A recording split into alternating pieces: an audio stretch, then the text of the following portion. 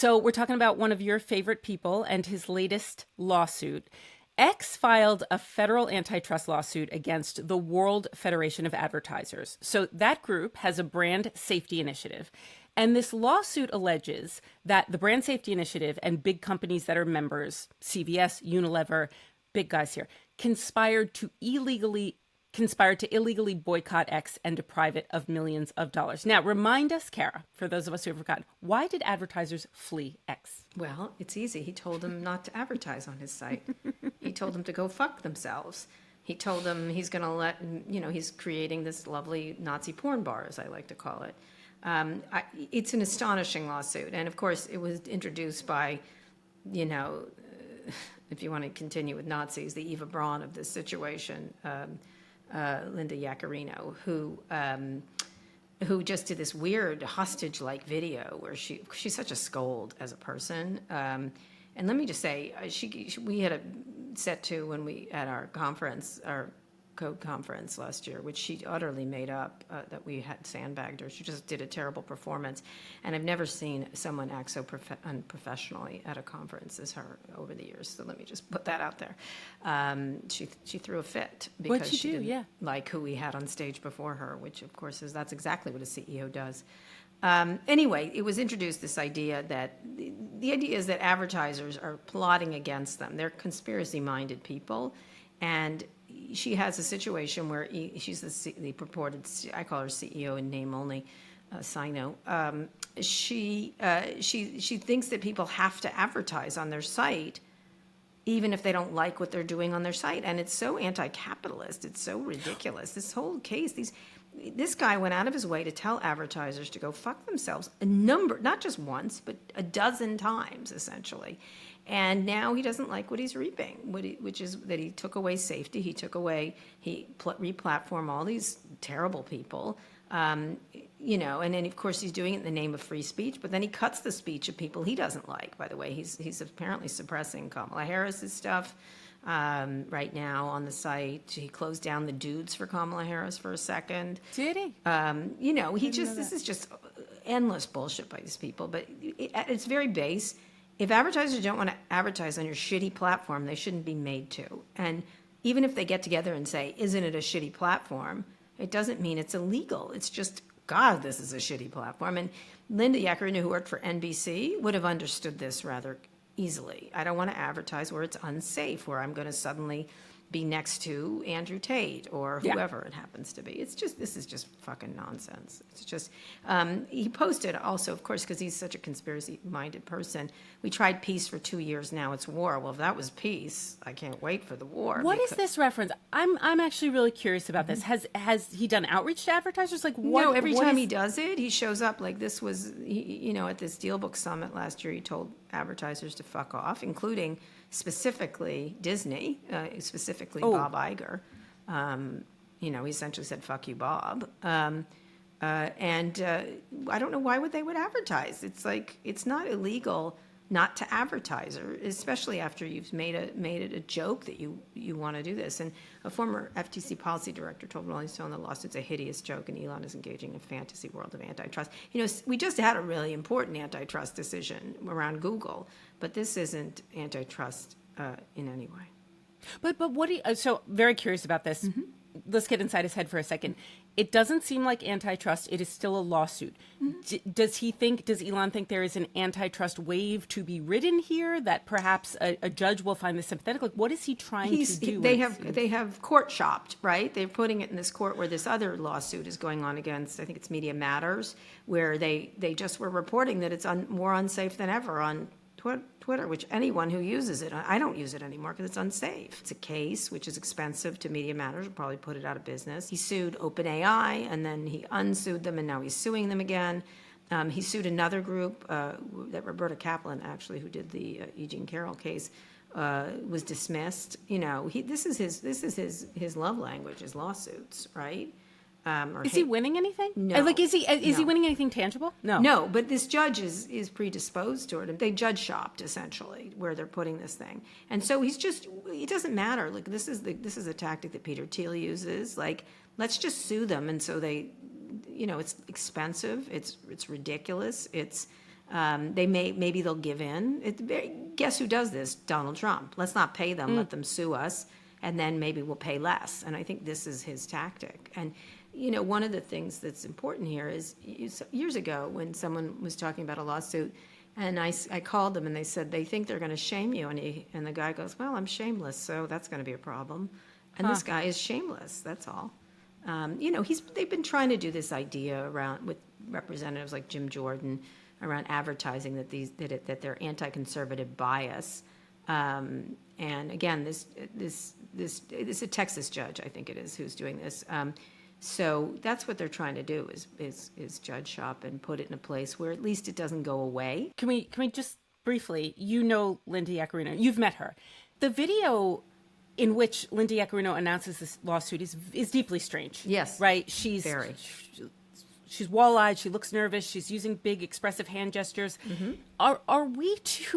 What are we to make of this? Why does she look, if she's fully on board, maybe she's not, why does it look like a hostage video? Like what's going on? Look, she's just she's a terrible communicator. She was she's not a lower level executive. She was a head of advertising at NBC, but they didn't want to make her CEO at NBC. She thought she should be when one of the various and sundry people left, she thought she should be CEO. They had no interest in her CEO, and then she went out and tried to get this job at Twitter, which I actually broke the news of, which is interesting. Huh. She styles herself as a CEO, and I guess she took CEO classes and decided tough lady thing. It's just pathetic because there's so few women CEOs. She's so bad at it. It's embarrassing. This is what I wrote on Threads. The truth is, Linda is a tiresome scold of an executive with an alleged rep for yelling at minions, according to numerous sources at X. That's what a lot of people tell me. She certainly threw a loud fit at one of my events, and I talked about that. But I call her an epic corporate laughingstock and a vaguely depressing lackey. I think she's all in for Elon. She's a conservative, which is great, but she's one of those conservatives, right? Like, cannot entertain anybody that thinks he's a jerk, right? Or anything like that. And so she's unrealistic and ambitious, and and so she goes along with him. She's closed the San Francisco office. She lost a number of people who worked for her a long time have left or have been fired by her, and she's all in with Elon. So she's not a hostage in any way. I was teasing when I said it looks like a hostage video. It's not. But it does. I mean, yes, you were joking. You know her. To me, somebody who doesn't know her, it actually does. Yeah. It does look like that. I hope someday, I can't say I liked her a lot because she's sort of this tough ad lady. I call her an ad lady from Queens, which annoys her, which I think I'll do again. Tough ad lady. I suspect 10 years from now she'll call me and say, that was so bad, I'm so sorry. Maybe, but maybe not. I think she really believes in this guy, and she's getting a bill of goods, and this is her big moment. She's getting paid. She's hoping to get paid a lot. I'll tell you something. It's going to end up the same place everyone who works for him ends up, which is in a lawsuit with them, right? Or some fight. She's a believer. She believes this, and this is what she imagines a tough lady CEO looks like, or a tough CEO looks like, and instead she looks like a clown, again and again and again, as she did on stage at Code. She looked like a clown. She was unprepared, kind of vaguely weird, strange affects, things like that. I find her irritating. You said they're conspiracy minded. They think that everybody's against them. Mm-hmm. This is interesting. Mm-hmm. That is a good reason to sue if you think everybody's out to get you. Yeah. Get it in court and prove it. Did you see what Elon is doing in the UK? That's dangerous. That's actually dangerous. He's also doing it here with a lot of he has PACs here that are doing things that are being investigated. No, he's got his little fingers in everything, including saving people at the space station. This guy is a dangerous character, and what he's doing in Britain, where he's been criticizing the new prime minister, following this terrible stabbing attack, but he's been pushing misinformation about who did it, and he's putting out, he just had to take one down today, but what he did, he posted civil war is inevitable. He's creating all kinds of misinformation, and he's platformed a lot of these people who are organizing all these violent protests. They seem to be stemming the tide because regular people came out and said that's enough, right? Yeah, Essentially. that's right. But he's Last night there was a worry that it was going to explode again, and then it didn't. It didn't. We did a story on this. We got an email from the Guardian reporter, and she had told us, she hangs up the phone. I'm on my way out to the protest, and she said that it didn't happen. Right. So right, it didn't. I mean, bless. these things Yeah. they do tend to burn themselves up, but these are dangerous people who thrive on violence, right? And so, I can't believe I'm saying this, but he's like trying to be Rupert Murdoch, except Rupert Murdoch is controlled about how he decimates society. You know what I mean? Like he's like a violent. The pushing of violence, saying civil unrest is inevitable, putting out incorrect memes, platforming people who are lying, creating all kinds of fake videos. It's very dangerous. And it's just a little taste of what he was going to do here in this country if he has the ability. He's already putting out Kamala Harris as a communist and, all kinds of stuff. I mean, he's a dangerous person. Absolutely. How much influence? All right, I was thinking about this. We did the story. We learned that a lot of the young men in the UK that are out in the streets are kind of like angry about immigration, loosely affiliated, maybe far right, maybe just kind of pissed off, and likes a fight. And what I likes a fight. What I wonder is, what is the moment when Elon Musk and this crap loses credibility with them? You can't say civil war. All right, hear me out. Civil war is inevitable. Civil war doesn't happen. Do we wake up then and say, oh, that guy was wrong. That guy's repeatedly wrong. I don't believe him anymore. Welcome to this person he's interviewing on Monday, Donald Trump. No, we don't, right? No. Yeah. Like, it's interesting. A friend of mine was working on a story about sexual harassment things around someone, and they were asking if people at the company were concerned about it. And I said, can I try to get something through to you? They don't care. They don't care. Like, the people who are for Trump do not care that he's racist. They do not care he's misogynist. They don't care. And that, I think, is something you have to get your head around. The same thing with Elon. These people who follow him, he's accountable to no one. He's the richest person in the world. And this is something UK's technology minister said. He's accountable to no one. And he controls in this case, both of them could control very important things, right? And so, no, I think people who follow him like him.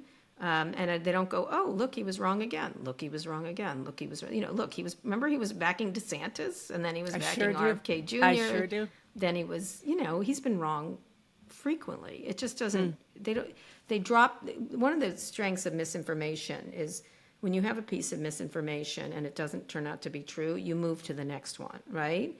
You don't stay here and go, oh, you don't have a contemplation situation.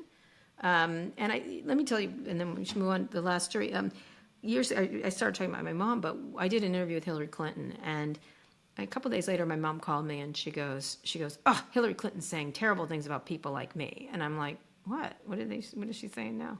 And she started repeating things. I'm like, oh, that sounds like my interview, but that's not what she said, right? It was a complete mutation of what she said, like a very vicious one. And I said, no, that was my interview. She didn't say that. And my mother said, oh, she said it. And I was like, no, she didn't. She said it to me. I'm your daughter, and I did the interview. She did not say that. No, you're wrong. She said it. This was a conversation I had. So I said, why don't you go back and listen to the interview and then call me back? And she listened to it, and she called me back. She says, okay, she didn't say it. But let me talk about the emails. Like, she moved, like, the fact that she was wrong was not something that mattered. So I think that's what's happening. On to the next. Yeah, and then Elon keeps up the bread and circuses with them, right? So now he'll be on to something new by next week, right? Oh no, UK and is then going he to burn attacks out. trans people. His daughter is giving him a lesson in social Saw media. that. She's I saw terrific. that. She's really good at. It's interesting because her sense of humor is not like the way his used to be, which was. She's very clever. Have you met her? A long time ago long time ago when they were young kids, but no, not recently.